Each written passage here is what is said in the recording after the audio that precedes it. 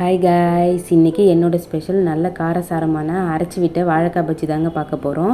இது கொஞ்சம் டிஃப்ரெண்ட்டான ஸ்டைலில் டேஸ்ட்டு வேறு லெவலாக இருக்குங்க. ஒரு முறை ட்ரை பண்ணி பாருங்கள், அப்புறம் இந்த ஸ்டைலே தான் ஃபாலோ பண்ணுவீங்க. வாங்க வீடியோக்குள்ளே போகலாம்.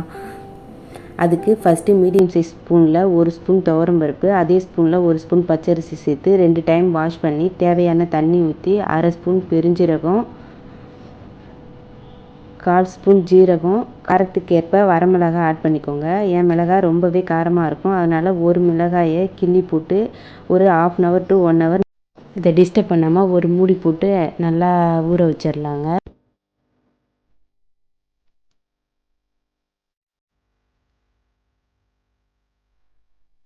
பாருங்கள், நல்லா ஊறி வந்திருக்கு. இதை ஒரு மிக்ஸி ஜாரில் ட்ரான்ஸ்ஃபர் பண்ணி ஒரு பல்ஸ் கொடுத்து எடுத்து நம்ம ஊற வச்ச தண்ணியை கொஞ்சம் ஊற்றி நல்லா அரைச்சி எடுக்கணும். அரைச்சிட்டு காட்டுறேன் பாருங்கள். இந்த அளவுக்கு கொரப்பாக அரைச்சிக்கணும். அதுக்குள்ளே மாவு ரெடி பண்ணிடலாம். 1 கப் கடலை மாவு எடுத்து ஒரு பவுலில் போட்டு அரைச்சி வச்ச மாவையும் அதில் ஊற்றி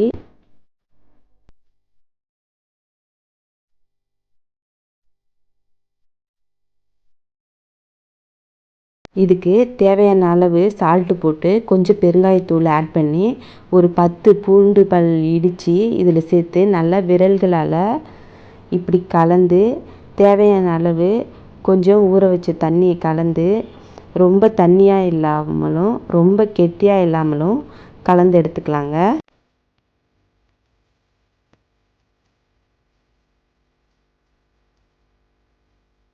இந்த ஸ்டேஜில் ஆரஞ்சு ஃபுட் கலர் தேவையான அளவு கொஞ்சமாக கலந்து எடுத்துக்கலாம். இது கலருக்காக தான். உங்களுக்கு தேவைன்னா யூஸ் பண்ணிக்கோங்க, இல்லைன்னா காஷ்மீரி மிளகாய் தூள் கொஞ்சம் ஆட் பண்ணிக்கோங்க, நல்ல கலர் கிடைக்கும். பாருங்கள், ஒரு மீடியம் சைஸ் வாழைக்காயை கீழேயும் மேலேயும் இப்படி கட் பண்ணி லைட்டாக தோல் சீவி வாஷ் பண்ணி மாதிரி சீவி எடுத்துக்கலாம்.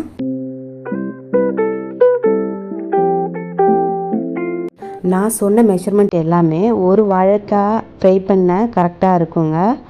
பாருங்கள், தின்னாக இல்லாமலும் திக்காக இல்லாமலும் இந்த அளவுக்கு ஸ்லைஸ் பண்ணி எடுத்துக்கணும். பாருங்கள், இந்த அளவுக்கு மொத்தமாக நம்ம ஸ்லைஸ் பண்ணி எடுக்கணுங்க.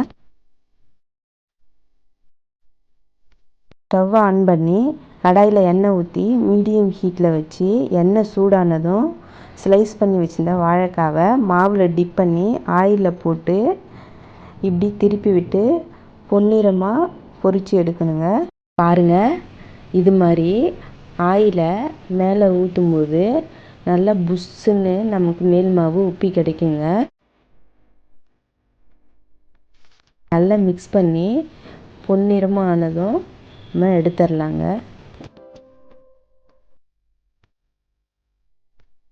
நெக்ஸ்ட் பேட்சையும் இது மாதிரி ஆயிலில் போட்டு கோல்டன் ப்ரௌன் கலர் வர வரைக்கும் ஃப்ரை பண்ணி எடுத்துடலாம். பாருங்கள், பார்க்கும்போது எப்படி இருக்குன்னு சூப்பராக டேஸ்ட்டாக இருக்குங்க. ஒரு முறை நான் சொன்ன அளவுகளோட நான் சொன்ன மாதிரியே இந்த தீபாவளிக்கு ட்ரை பண்ணி பாருங்கள். அப்புறம் நான் சொன்ன ஸ்டைலில் ரெடி பண்ணுறதை விடவே மாட்டீங்க. அப்படியே நம்ம சேனலை லைக் பண்ணிவிட்டு சப்ஸ்கிரைப் பண்ணி சப்போர்ட் பண்ணுங்கள். பாய்.